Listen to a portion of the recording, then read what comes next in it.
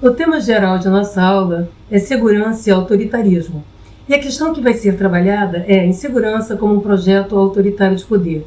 Vamos falar sobre a construção de um regime do medo, um modo de governar pela insegurança que corresponde a uma forma autoritária de poder que naturaliza a desigualdade social, encolhe direitos e estabelece exceção como uma rotina de controle sobre indivíduos e grupos em situação de vulnerabilidade social. Para tanto, essa conversa está dividida em 4 partes articuladas. A primeira parte trata da fabricação dos medos coletivos e seus rendimentos políticos. A segunda situa, no contexto da insegurança coletiva produzida, a construção autoritária da autoridade e a destituição legitimada de direitos. A terceira parte aborda a constituição, ali no dia a dia, de um regime da escolastocracia que revela os sentidos desiguais e hierárquicos da liberdade e da igualdade entre nós. Já a quarta parte aponta para a chamada guerra contra o crime como uma publicidade de alto impacto na disseminação do medo, que faz crer que o projeto autoritário de poder seria o caminho, legitimando suas práticas, as práticas de repressão, como um fim em si mesmo. Ao final, comenta os desafios de se produzir governo sob os meios de força comedida e combatente com condição de previsibilidade no exercício democrático e republicano de poder e de garantia de sustentação do pacto sociopolítico de uma sociedade que se quer democrática, justa, igualitária, livre e plural.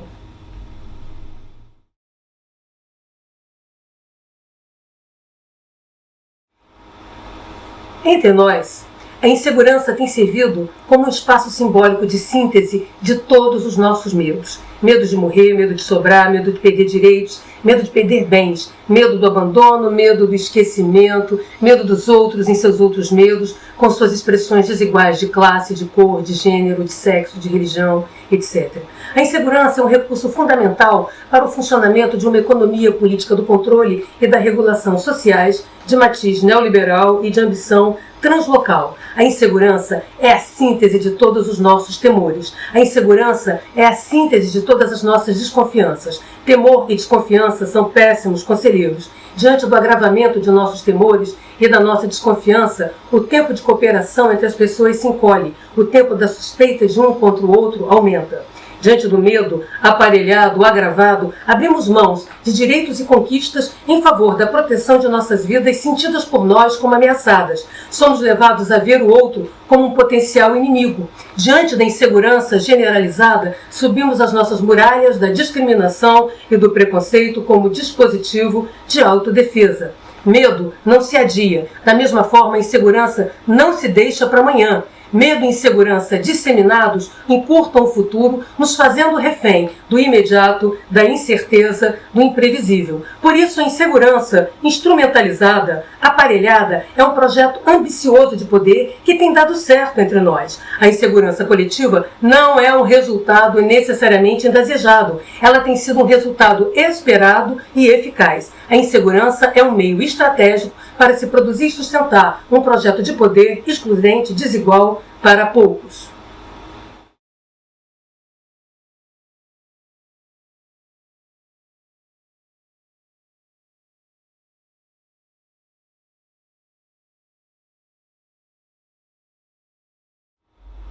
Sentir medo é legítimo, mas o medo aparelhado, insuflado, conduz a uma individualidade ressentida, autorreferida, utilitária e egoísta. Tornam as pessoas presas fáceis de promessas, de rumos de uma terra sem mares. Pessoas amedrontadas se tornam pessoas acuadas, assustadas e prisioneiras em seus cercadinhos. Elas se veem e passam a ser vistas como expostas a todo tipo de ameaça e perigo na sua convivência, nas suas interações pela cidade. Com os olhos da insegurança, tudo que é diferente e diverso da gente vai se tornando provocativo e ameaçador. Tomados pelo medo dos outros, das outras realidades, começamos também a nos ver como sujeitos destituídos, que só têm a perder, como se a gente fosse um genérico de drogaria, que só tem em comum o sentimento de abandono, de desamparo e de urgência de nossa defesa e de ter, a qualquer preço, a nossa proteção. A produção e a disseminação de medos criam um ambiente propício para a aceitação coletiva da subordinação dos direitos sociais e civis às razões desiguais de insegurança. Tem-se uma espécie de pegadinha perversa que comunica: troque sua liberdade, troque sua soberania pela proteção oferecida pelo seu libertador de ocasião. O agravamento do sentimento coletivo de insegurança reforça a naturalização da desigualdade social e, por sua vez, a aceitação do direito como um dispositivo estatal de recompensa para os bem-sucedidos e de ameaça e sanção para os fracassados, inadaptados às exigências do mercado, ao mundo ressentido de todos contra todos.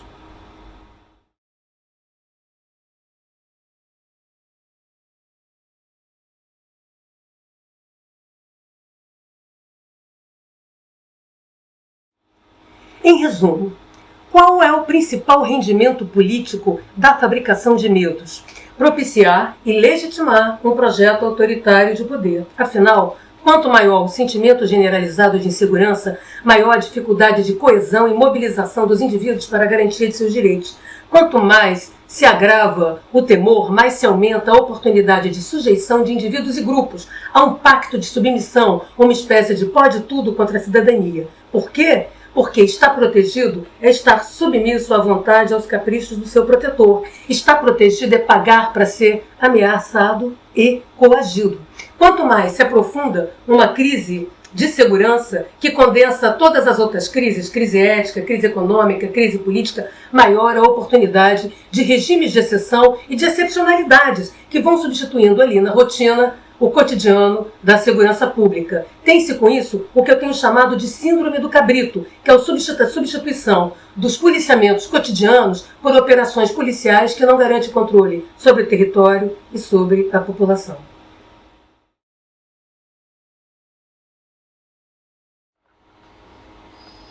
Mas proteger não é produzir segurança com sobrenome pública para todos. A proteção é um recurso particularizado, desigual, excludente, discriminatório e paga-se por ela. A lógica da proteção, incapaz de promover a segurança coletiva, introduz o medo como conselheiro, a violência como cotidiano e o terror como horizonte. O fundamento da proteção é a fabricação constante e definida de ameaças. É isto que funda a lógica e a aceitação de uma autoridade autoritária acima de nós, acima das regras de convivência social, acima da lei. O seu protetor voluntarista de hoje será o musculoso simpático da academia, o traficante sangue bom de proximidade, o fortão boa-pinta da esquina, o miliciano prestativo, gente boa, cidadão dos bens do bairro, que vai se transformar no seu tirano de amanhã e que vai te cobrar uma fatura alta.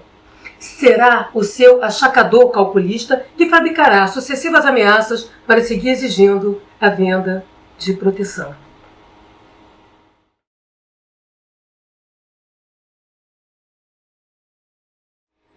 A retórica da proteção faz crer, por exemplo, que se armar é a melhor solução, mas esconde da cidadania amedrontada que a corrida armamentista deixa o cidadão armado cada vez mais vulnerável porque ele está obrigado a reagir sozinho, a produzir respostas desvantajosas porque limitadas aos meios desiguais que cada um de nós dispõe.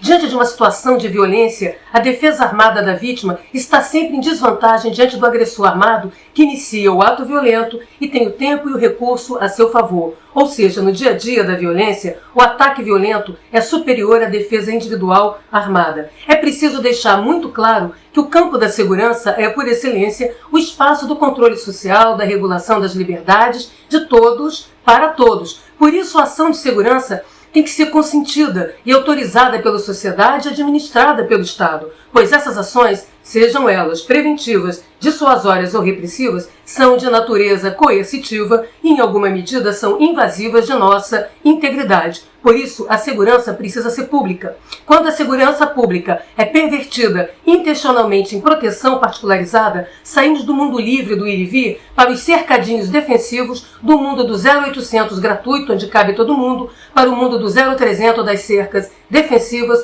onde só entra quem pode pagar.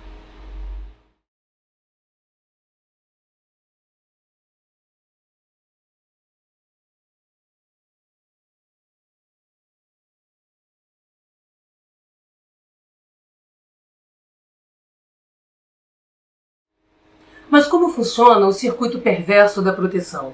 Primeiro, é preciso criar e intensificar crises, fabricando ameaças constantes e diversificadas que levem ao medo de sobrar e de morrer. As ameaças continuadas levam a acordos precários, a alianças provisórias e contratos instáveis entre nós que não ultrapassam o imediato de nossos medos, abrindo espaços para lógicas defensivas de distanciamento social do tipo cada um no seu quadrado ou do tipo farinha pouca meu pirão primeiro, corroendo a empatia, a solidariedade e a cooperação. Contratos sociais precários ou as nossas regras do jogo sabotadas pela insegurança abrem caminho para o exercício instável do poder com comandos imprevisíveis que sabotam nossas rotinas e que vão ampliando as incertezas quanto ao hoje e mais ainda quanto ao amanhã. Isto produz uma sociedade exausta existencialmente e cansada emocionalmente de tanto susto, que acaba caindo no conto autoritário de uma autoridade forte que promete trazer de volta a ordem e a normalidade que ela mesma ataca. Isto leva a tiranias, por exemplo, nas favelas, exercidas por governos ilegais e legais, legítimos e ilegítimos, que promovem o uso do terror como estratégia de manutenção de sua economia política criminosa. Isto implica em ampliar a imprevisibilidade, por exemplo, com práticas excepcionais de vigilantismo e justiçamento que possuem elevada visibilidade e produzem uma sensação de policiamento e justiça feitas no imediato, no aqui e agora, do nosso próprio medo.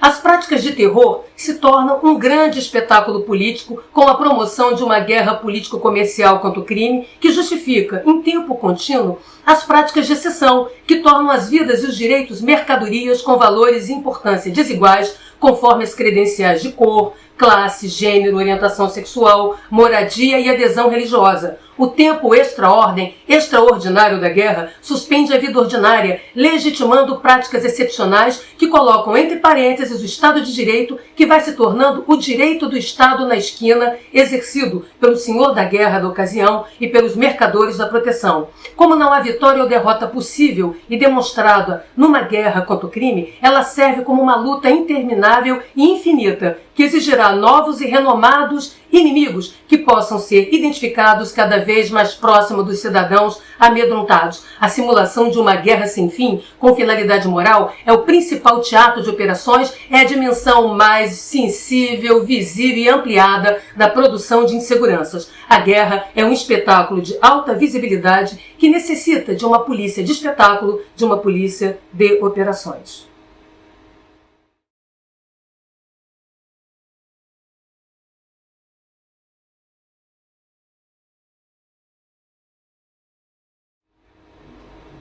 É preciso fazer muito barulho, ter uma polícia barulhenta que se faz notar e se exibe com sirenes e giroflex ligados o tempo inteiro. Há que ter zoeira e a chapa quente do chamado tiro, porrada e bomba para o espetáculo ficar o mais próximo possível dos filmes de ação. É importante frisar que a dimensão mais visível do trabalho policial aos olhos comuns é a repressão, pois ela corresponde à ação concreta em tempo real da polícia. A maximização da repressão como fim em si mesma serve aos propósitos do agravamento da insegurança coletiva.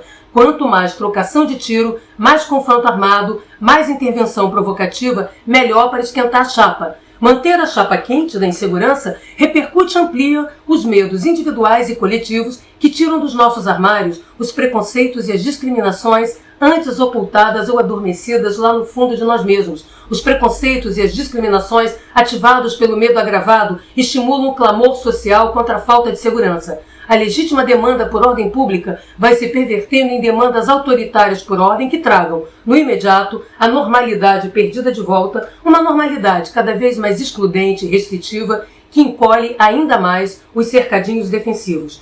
Tem-se com isso a adesão ao populismo penal e suas fórmulas instantâneas de intervenção de justiça substantiva imediata. Somos levados a acreditar que governar é proteger, é ser protegido pelo fortão destemido que, para manter seu poder, seguirá produzindo ameaças sobre quem paga para ser protegido. E assim segue o circuito perverso da proteção.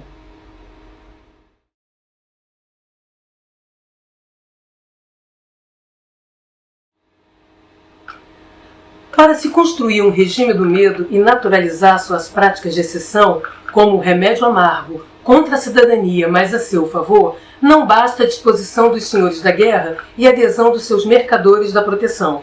A espada pode muito, mas não consegue manter o seu poder sozinha. O medo é uma mercadoria afetiva, potente, mas precisa de uma liga firme para grudar nas pessoas. O guerreiro e o mercador precisam do profeta, isto é, da pregação, da crença para servir como cimento de legitimação da autoridade autoritária. O regime do medo e suas práticas autoritárias podem ser sintetizados na máxima: quanto mais cega for a fé, mais amoladas serão as facas que destituem as pessoas de sua soberania e precarizam direitos. Há um tripé violento que articula e funde o guerreiro da sujeição, o mercador dos negócios da proteção e o profeta do medo numa espécie de santíssima trindade opressiva. O tripé seria insegurança, intolerância e exclusão.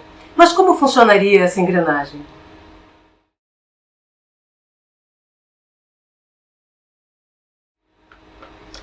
A exploração da insegurança introduz uma narrativa de perigos constantes e ameaças difusas que estruturam as vivências dos sujeitos pelos medos de morrer e de sobrar. A retórica do medo extremado é péssima conselheira, conduzindo a desconfiança prévia como modo de interagir. E os inimigos vão do estranho ao conhecido, incluindo a suspeição das pessoas da nossa convivência, como os vizinhos, parentes, amigos, etc. As máximas defensivas, confie desconfiando e mantenha sempre o pé atrás, ganham e são fortalecidas. A maximização da percepção da insegurança leva à intolerância como um recurso defensivo e violento acionado diante de sucessivas ameaças. A intolerância permite a substituição do pensamento comum, produto de embates, acordos e consensos entre sujeitos plurais, pelo pensamento único, impositivo, assentado na fantasia de uma sociedade homogênea e sem dissenso. A pedagogia do pensamento único instrumentaliza e legitima tutelas seletivas e desiguais entre os indivíduos que legitimam a exclusão como política para quem está no andar de baixo da hierarquia e da desigualdade social.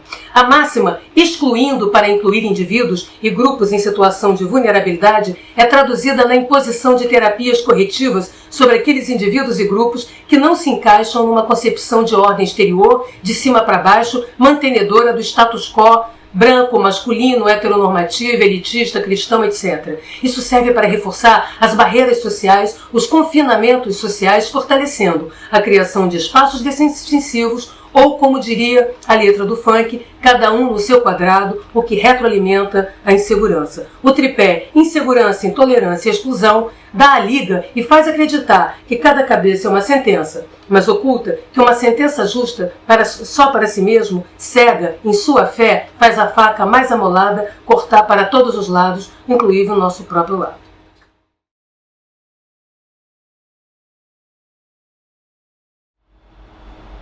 Em sociedades hierárquicas e desiguais, como a nossa sociedade, a verdade serve como um dispositivo de destituição, de produção e reforço da sujeição, da imputação de culpa, que funciona a favor de quem estaria por cima da carne seca no momento.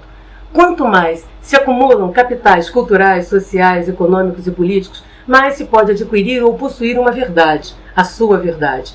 Dissemos que o sujeito está na sua razão quanto mais ele está podendo, ou seja, quando ele ou ela subiu um degrau e passou a ter as coisas e ser benquisto. A verdade é particularizada, apropriada de forma a se ajustar às razões desiguais de cor, gênero, orientação sexual, classe e renda.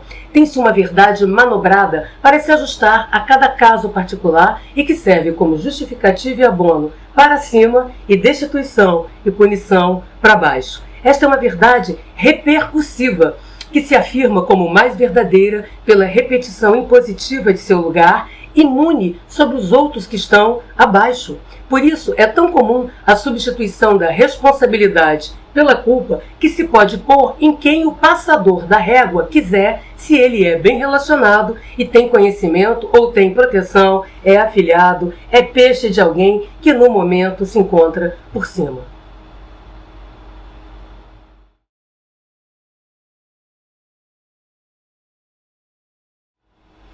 Esta forma de construção inquisitorial da verdade diz respeito a uma concepção do direito como ameaça, como sanção ou melhor, como uma dívida.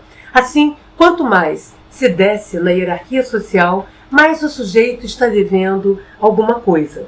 Porque a lei, a previsão legal, funcionaria como um adiantamento, um empréstimo, um vale a ser quitado pelo indivíduo que vem de baixo. Este teria que apresentar um comportamento subserviente de aceitação de sua condição inferior e subalterna. O sujeito de direito, na prática, vai se tornando um sujeito ao direito. A cada barreira social em que se é parado, da polícia aos nossos olhares tortos, em cada cancela social, caberia ao indivíduo da periferia pagar um pedágio, mostrar que se faz jus a ter direito porque andaria direito e dentro dos conformes de uma ordem superior. A verdade entre nós é a verdade vinda de cima, de alguma autoridade divina, moral e política. A autoridade do argumento, do conhecimento, é desvalorizada diante do argumento de autoridade. Há que se ter alguma forma de mando e de prestígio para que a ignorância, a manipulação da desinformação seja validada como uma expressão de conhecimento. Aqui, o sujeito sabe sem ter aprendido. Para tanto, basta a posição de poder que ocupa nas relações familiares, profissionais, religiosas, etc. Mas quem está embaixo tem que fazer uma espécie de prova oral diante de cada cerca de exclusão vencida, mostrando repetidas vezes que fez tudo direito ou que sabe se comportar como manda o figurino de uma ordem que lhe é exterior.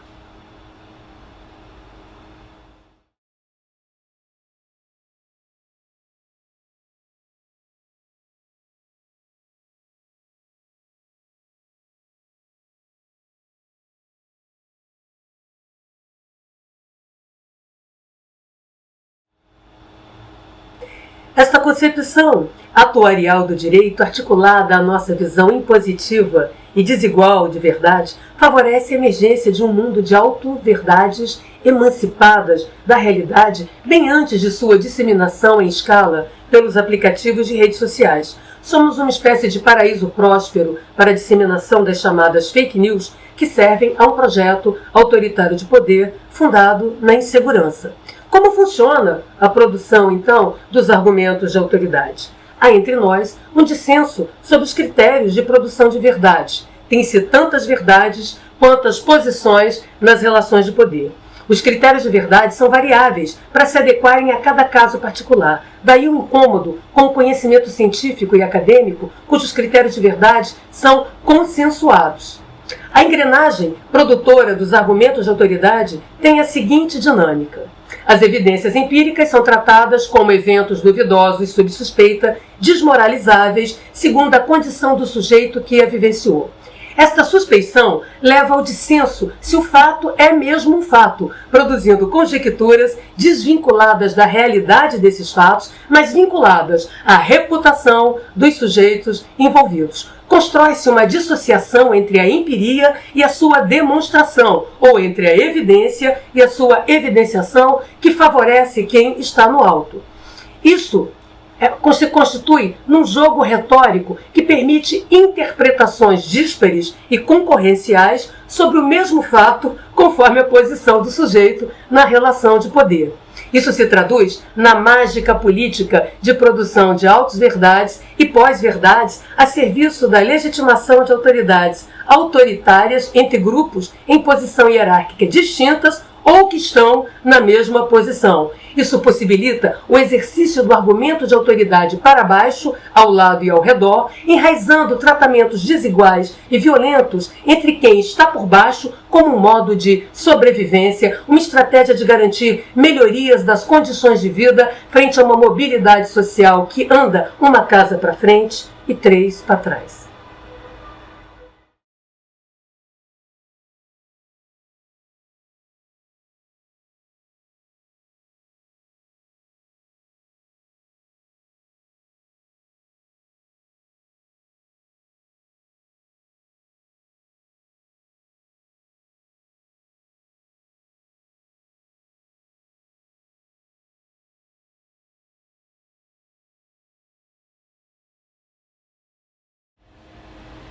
A pedagogia autoritária do pensamento único e a engenharia hierárquica e desigual da verdade com seu argumento de autoridade possibilitam manobras retóricas de desqualificação das chamadas minorias políticas dos espaços populares, subalternos e periféricos. A mágica moral e política realizada no regime do medo é a conversão do interesse comum pactuado diante da diversidade de endereçamentos sociais dos sujeitos reais ao fantasioso interesse da maioria, cujo acesso exclusivo a esta entidade mística seria de um líder iluminado que encarna a Santíssima Trindade, do Senhor da Guerra, do Mercador da Proteção e do Profeta do Medo. Quando o interesse comum é pervertido em interesse da maioria, quando isto acontece, os direitos e garantias das minorias e grupos expostos aos riscos sociais são tratados como privilégios que devem ser cortados em nome da ilusória vontade geral. Manifesta de forma plebiscitária como um reality show animada pela autoridade autoritária em resposta à generalização do sentimento de insegurança. Vontade é uma coisa que dá e passa, e maioria é uma quantificação provisória, sem corpo e sem alma, que dura o tempo de uma consulta direta que a produziu. As vulnerabilidades sociais, produtos das desigualdades sociais, são então rebatizadas com o coitadismo. O coitadismo seria uma estratégia individual, oportunista e interesseira, acionada por sujeitos que querem se dar bem sem fazer esforço, que se fazem de vítimas para terem melhorias do Estado sem melhorarem a sua conduta indesejada junto à sociedade. Assim, as políticas compensatórias, distributivas, de reconhecimento, etc., passam a ser vistas, paradoxalmente, como elitistas, reprodutoras de privilégios. Uma vez que a desigualdade é um problema visto como individual, produto das capacidades naturais herdadas e das competências desenvolvidas por cada sujeito no mercado, as políticas de inclusão são coercitivas, moralizadoras, voltadas para a gestão das ameaças individuais. As terapias inclusivas corretivas são para aqueles que têm alguma chance de salvação, que dão retorno ao investimento feito. Para estes, tem-se a oportunidade da cura por sua reconversão à normalidade ou seu retorno ao armário da invisibilidade. Para aqueles que são desenganados, rebeldes, resilientes, a terapia é excludente e eliminadora, que vai da indiferença ao extermínio. Tem-se, portanto, a instrumentalização da máxima direito humano para humano direito. A questão passa a ser quem mede e com quais critérios se mede o tal humano direito.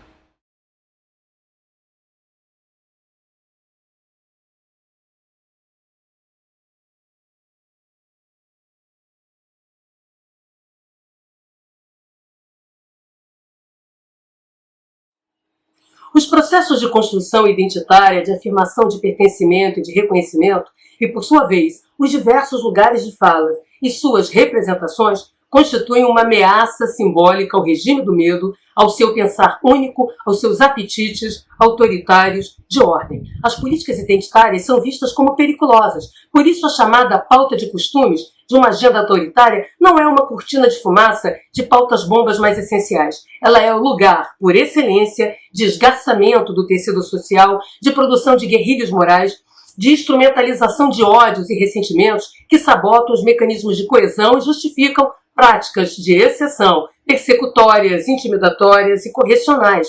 O mundo dos costumes, em sua pluralidade, é o melhor lugar para produzir divisões e sectarismos, para mobilizar a fé cega e amolar as facas. Daí a importância de despossar os indivíduos de seus endereçamentos para destituí-los de sua soberania, de sua subjetividade. As tecnologias da insegurança, como projeto de poder, requerem destituir as pessoas de sua identidade, de sua cor, classe, renda, gênero, orientação sexual, território, grupo social, para fazer aparecer um assujeitado uniforme, um indivíduo genérico, avulso, um indivíduo semelhante na abstração, um indivíduo ninguém. Os sujeitos despossuídos de seus endereçamentos identitários, com suas vinculações socioculturais em suspenso ou entre parênteses pela precarização de direitos, os indivíduos sob temor são reapresentados no espaço público como sujeitos autorreferidos que estariam exclusivamente por sua própria conta e risco, sozinhos para lidar com a situação difusa e continuada de vulnerabilidade e susto em suas vidas.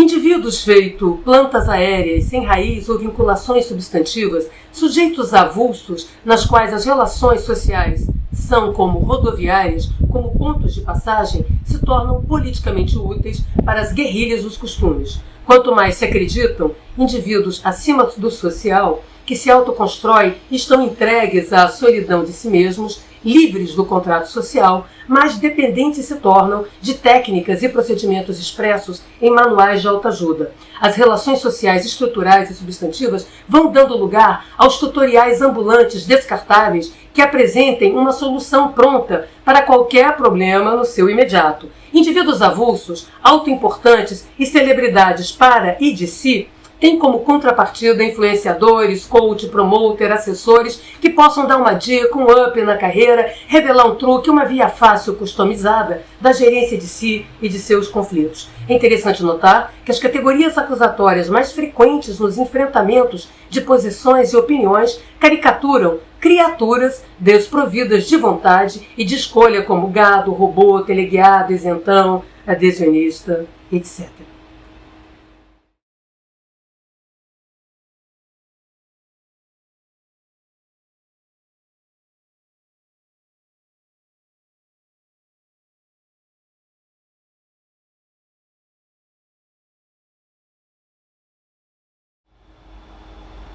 Em cenários de generalização da desconfiança própria do regime do medo, os indivíduos, especialmente vindos das periferias sociais, passam a ficar entregues exclusivamente a si mesmos com seus recursos pessoais escassos, provisórios e heterogêneos. E mais, com uma vida social cada vez mais encolhida, confinada às suas bolhas virtuais e materiais. Eles passam a ter que fazer sozinhos, cada um do jeito que pode, uma gestão de si frente à incerteza e à imprevisibilidade que vivenciam no regime do medo e que transformam o acesso aos bens essenciais em um programa de milhagem. Estes empresários de sua precariedade são levados a acreditar que o acesso aos direitos fundamentais e aos bens essenciais são uma premiação, um privilégio para os vencedores. Seria, portanto, necessário competir entre si por direitos universais, fazer parte da disputa predatória entre hiposcidadãos para obter uma cidadania assequitada em um crediário.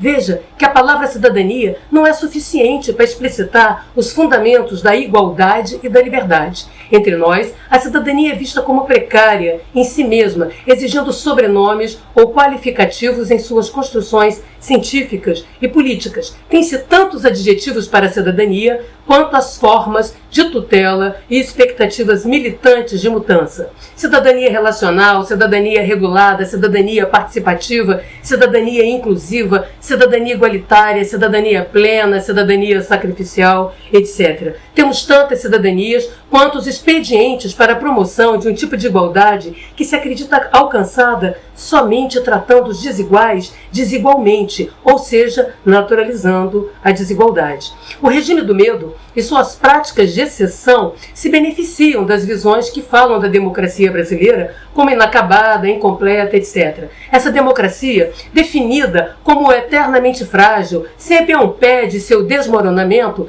faz sentido no mundo em que se atenta contra a institucionalidade da máquina pública, clientelizando a estrutura estatal de modo a possibilitar um Estado ínfimo e fraco e um governante expansivo e forte. Tudo se passa como se a nossa democracia necessitasse ser tutelada por governantes iluminados.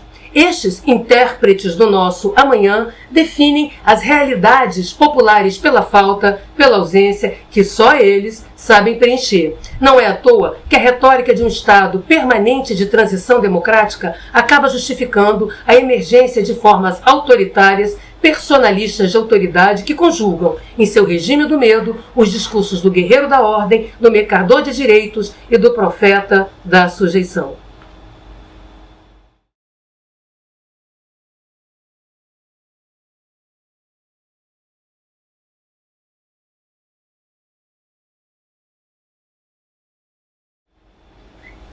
O que faz o regime do medo com seu tripé insegurança, intolerância e exclusão, posto em funcionamento pelos guerreiros, mercadores e profetas da fé?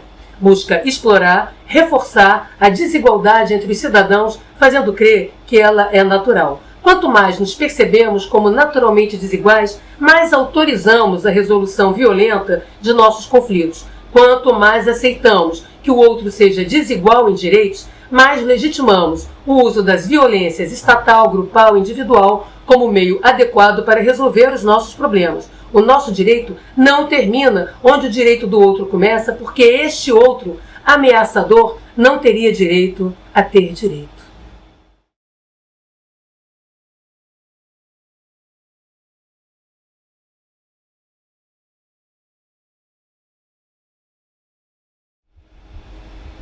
É parte da engrenagem de uma autoridade autoritária que se sustenta pelo medo, pela suspeição e pela desconfiança recíprocas, disseminar a crença de que a violência previne a violência. Faz parte desta engrenagem disseminar a ilusão de que a violação do agora impede a violação do amanhã. Oculta-se nessa fábula temerária a construção de uma memória acumulada de violações entre os sujeitos que dá vida a uma lógica da vingança preventiva, do dar o troco antecipado. Todo moralista da esquina, ao receber carta branca para predar, concedida pelo governante e chancelada por uma sociedade acuada, assina junto a sua sentença de predação. É só uma questão de oportunidade para também ser predado.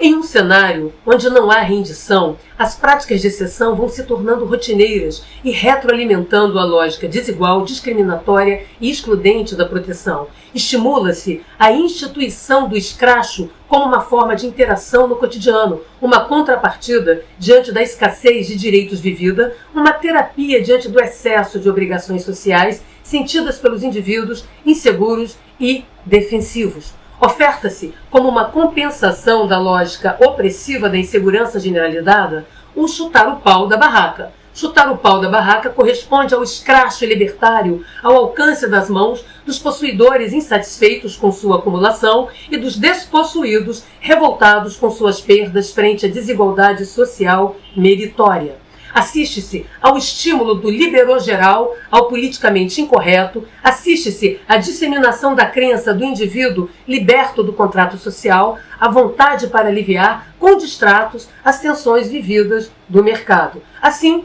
se oferece a reciprocidade do esculacho como um modo de se livrar tanto do não pode social, muitas normas legais e regras de convivência, quanto do não pode estatal, a escassez e ou a restrição de acesso a bens, direitos e serviços.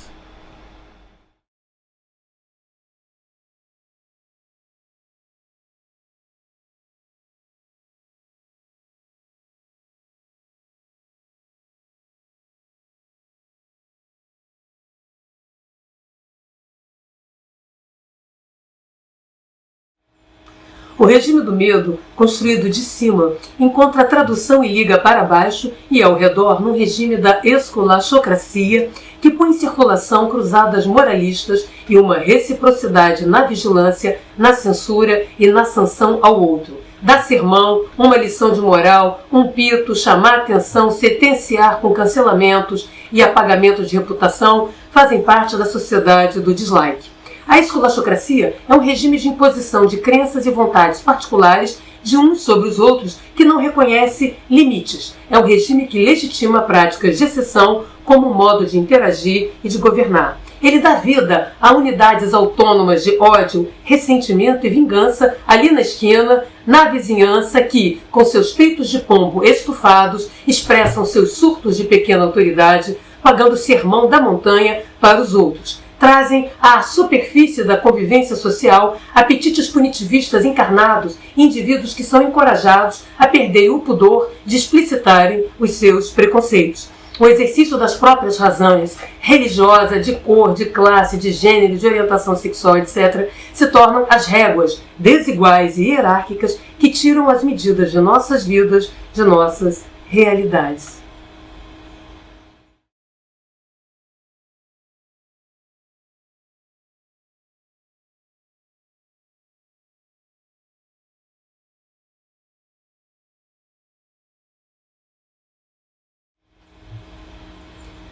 Como busquei aqui evidenciar, o medo e a insegurança generalizados são péssimos conselheiros porque fazem prosperar demandas autoritárias de ordem. A segurança pública, em sociedades democráticas, livres, igualitárias e plurais, corresponde à garantia em larga escala da circulação regular, previsível e equitativa de ideias, pessoas, bens e serviços dentro e entre as cidades. A segurança pública ultrapassa a exclusividade, a intensidade e a qualidade das ações policiais, cujos efeitos são sempre limitados e provisórios no tempo e no espaço, por melhor que as polícias possam fazer. A segurança pública tem como base estrutural das ações policiais de controle e regulação as dinâmicas de mobilidade social e espacial e o acesso universal aos direitos e bens fundamentais. É isto que amplia o efeito preventivo, dissuasório e preventivo do trabalho policial. Segurança pública ultrapassa o imediato do medo porque pavimenta um caminho que vai do aqui e agora do nosso presente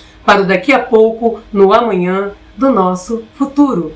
Já o regime do medo, como um projeto de poder, promove o enxuga-gelo da repressão como um fim em si mesmo, com a fabricação e o aparelhamento de crises de segurança.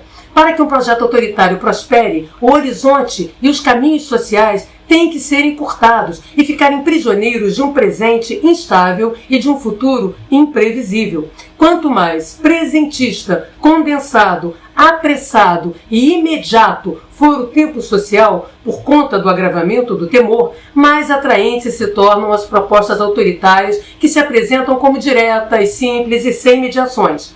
Quanto mais os espaços sociais forem excludentes, com mobilidades reversas que reforçam as barreiras dos isolamentos e as cercas dos distanciamentos sociais, mais atraentes se tornam as promessas por uma ordem autoritária que se acredita que funcione por ser unitária, uniforme e impositiva.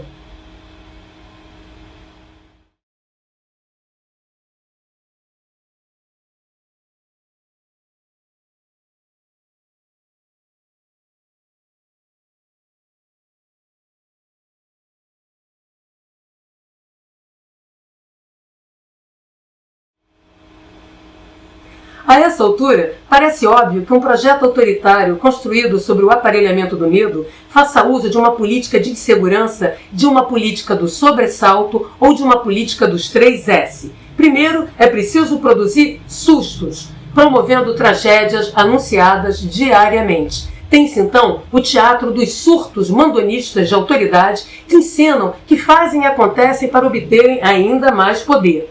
Tem-se, então, os soluços operacionais com a espetacularização de sucessivas operações policiais pontuais e de efeito anticriminal limitado, mas de elevada visibilidade social, as quais contribuem para a crença de que se vive numa situação fora do controle, excepcional, que segue exigindo ações de exceção, como a guerra contra o crime.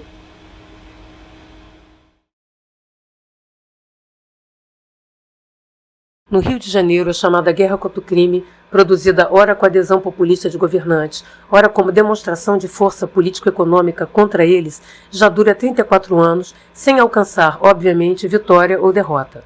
Por quê? Porque ela tem que seguir sendo vista como sem fim e, com isso, necessária para a economia política do crime, cuja principal lavanderia são as carreiras políticas. A guerra contra o crime é a dimensão publicitária de alto impacto, o marketing do terror, a serviço do regime do medo e seu projeto autoritário e lucrativo de poder. É fundamental fazer muito barulho, ter muito tiroteio, muitos confrontos armados e balas perdidas para produzir o efeito barata tonta na população de perto e de longe. Atualmente, o Rio de Janeiro conta com 2 aplicativos para monitorar tiroteios, o Fogo Cruzado e o Onde Tem Tiroteio. Tem ainda um monitoramento feito por um jornal de São Gonçalo, região metropolitana, chamado Tem Barricada Aí.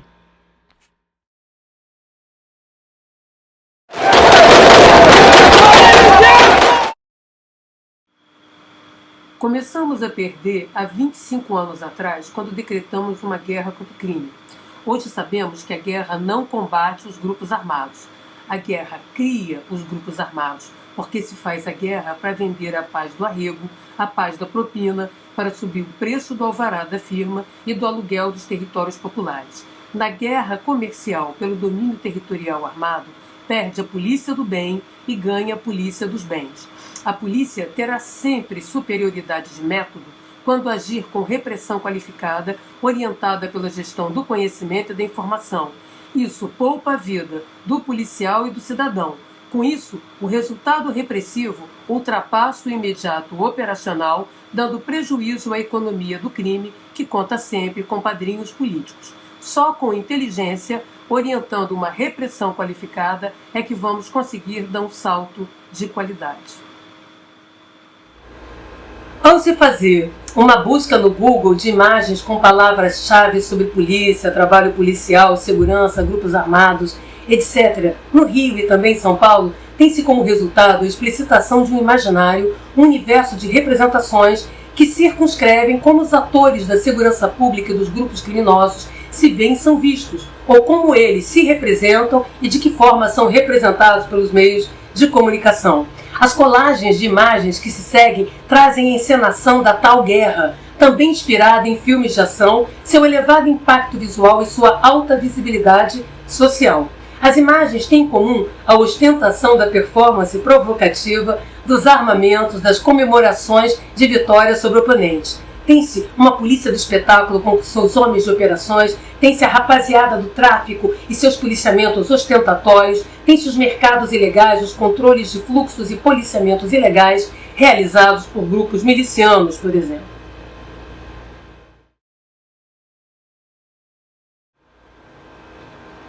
Tem-se também pichações e barricadas que delimitam os territórios sob o domínio armado dos distintos governos autônomos e legais. Vê-se ainda, nas buscas no Google, registros visuais das disputas territoriais armadas, hoje com maior destaque para a polícia dos bens ou grupos milicianos que têm ampliado seu domínio armado no rastro da implantação das UPPs, Unidades de Policiamento de Proximidade, e beneficiando-se da cronologia e distribuição espacial das operações policiais. Faz-se a guerra para vender a paz, governa-se com o crime e não contra ele. Regimes do medo dão vida a uma economia política do crime que regula e incentiva mercados ilegais de serviços e bens essenciais nos territórios, especialmente nos territórios populares.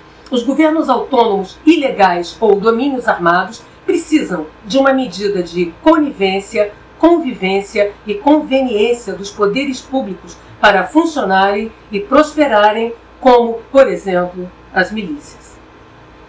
As milícias são governos autônomos e legais que operam nos territórios populares e exploram a vida econômica e regulam a vida social dos moradores. Para existirem e exercerem seu domínio armado com fins lucrativos, elas precisam contar com a tolerância e a vista grossa dos poderes públicos e as costas quentes dos setores políticos. As milícias saem de dentro do Estado. Elas são compostas, na sua maioria, de agentes da lei. Milicianos não estão escondidos e nem são invisíveis. Ao contrário, eles têm endereço e trabalho fixo no Estado, são conhecidos, circulam entre autoridades, participam de festa VIP, fazem segurança de gente importante.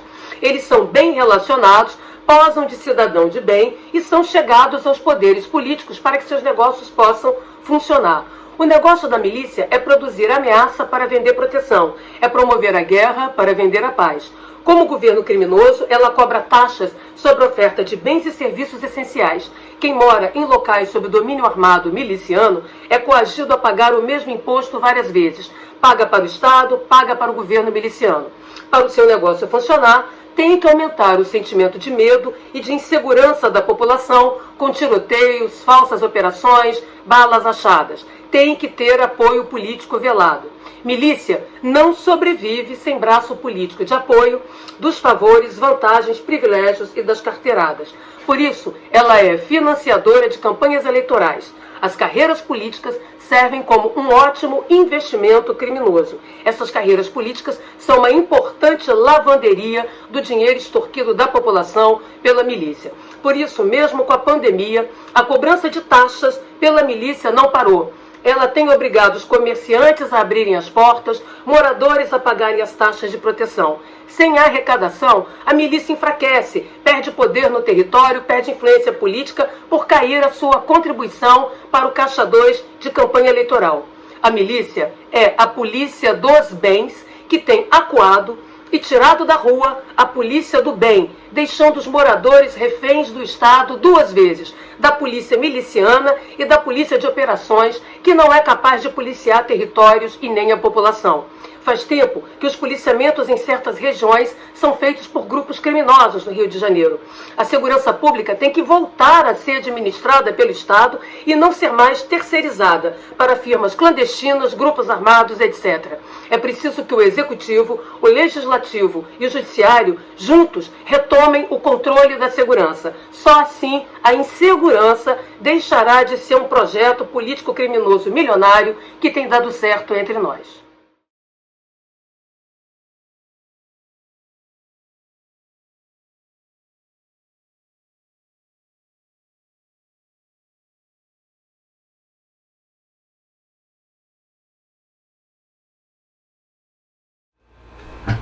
Se o problema é político, a solução também é política. Para garantir a governabilidade democrática, enfim, a estabilidade, a previsibilidade, a transparência e o controle da sociedade no exercício do poder, é preciso, entre outras coisas, controlar as espadas. Aprendemos ao longo da história de constituição do Estado e na luta por direitos que as espadas, ou os meios de força combatentes e comedidos, quando autonomizados, cortam a língua do verbo da política, qualquer política, ao centro, ao lado, à direita, à esquerda, e rasgam a letra da lei.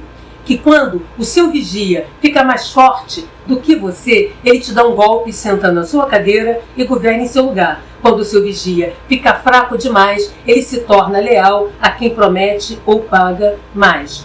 Que não se pode ainda ter a espada definindo ela mesma a intensidade e a profundidade de seu corte. Não pode ser o meio, a arma, que desenha a mão e que define o pensamento e, portanto, a forma do decidir.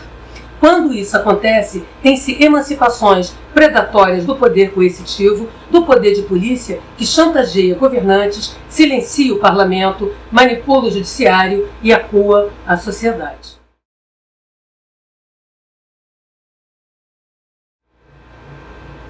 Há que delimitar a extensão do poder de polícia e controlar o seu exercício coercitivo com protocolos públicos e transparentes de uso potencial e concreto de força. Há que construir mecanismos de governabilidade sobre as instituições que exercem o poder de polícia. É indispensável blindá-las do uso político-partidário e da apropriação mercantil por grupos de poder, para não se ficar refém da opressão de seus procuradores e a clientelização pelos interesses particulares e corporativistas. É preciso institucionalizar o comando civil dos meios de força combatente e comedido. É preciso quebrar os monopólios corporativos no exercício do poder de polícia nos territórios. É preciso produzir controle político-administrativo do potencial de autonomização dos meios de força. É preciso produzir controle sobre a capacidade coercitiva dos meios de força comedido ou policiais, de modo que seus recursos logísticos, armamentos, seus modos táticos, formas de atuação, se subordinem aos fins da política pública com dispositivos de accountability e responsabilização.